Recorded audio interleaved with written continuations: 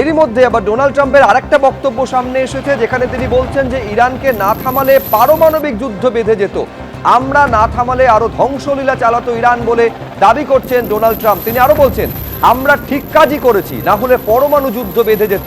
ইসরায়েলের সঙ্গে যৌথভাবে ইরানে হামলা নিয়ে বার্তা মার্কিন প্রেসিডেন্টের। What we're doing right now with Iran, if we don't stop them, or if we didn't stop them, or if we didn't start, they've been decimated. But if we didn't do what we're doing right now, you would have had a nuclear war, and they would have taken out many countries, because you know what? They're sick people. They're mentally ill, sick people. পশ্চিম এশিয়ায় যেরকম যুদ্ধের পরিস্থিতি এবং তাতে ভারত সরকারের যা অবস্থান, তাতে মোদী সরকারকে এবার নিশানা করছেন সৌগত রায়।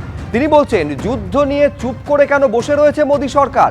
মোদী সরকারের বিদেশ নীতি ব্যর্থ বলে অভিযোগ করছেন তৃণমূল সাংসদ। তিনি বলছেন, কাছেই যুদ্ধ হচ্ছে, মুখ বন্ধ করে থাকবো, এটা তো হয় না।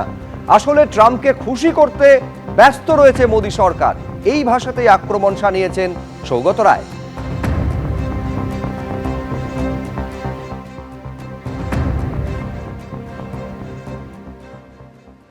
একেবারে নীরব ভারতীয় সরকার, প্রধানমন্ত্রী এবং পররাষ্ট্রমন্ত্রী। এমনকি খামেনির মৃত্যু হওয়ার সেটা নিয়েও দুঃখ প্রকাশ করেন। এটা ভারতীয় পররাষ্ট্র নীতির একটা ব্যর্থতা বলা যায়।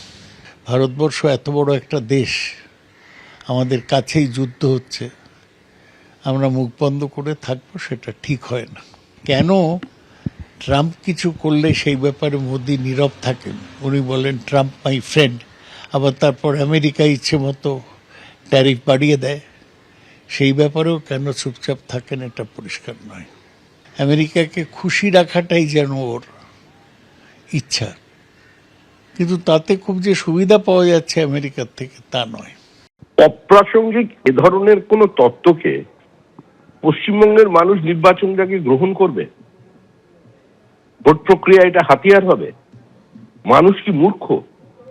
এগুলো হাস্যকর বিবৃতি। আমি আবার বলছি, সৌগত রায়ের মতো একজন বিদগ্ধ মানুষের থেকে পশ্চিমবঙ্গের রাজনৈতিক সমাজ কেন কোনো সমাজই এ ধরনের বিবৃতি আশা করে না, অপ্রত্যাশিত। ইসরায়েলের তরফে লাগাতার হামলা চালানো হচ্ছে ইরানের প্রতি। উত্তর তেহরানে মিসাইল অ্যাটাক ইসরায়েলের। গতকাল বিমানবন্দরে হামলা চালানো হয় এবং আজ ফের তেহরানে চলেছে আক্রমণ।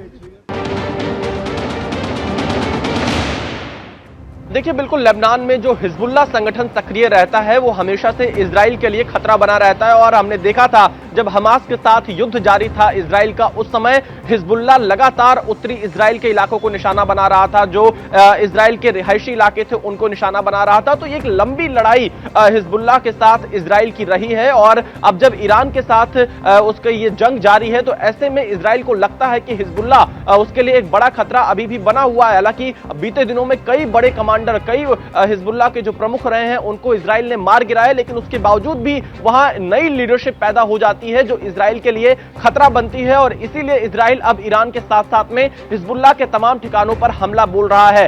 एबीपी आनंद एगिए थाके एगिए राखी।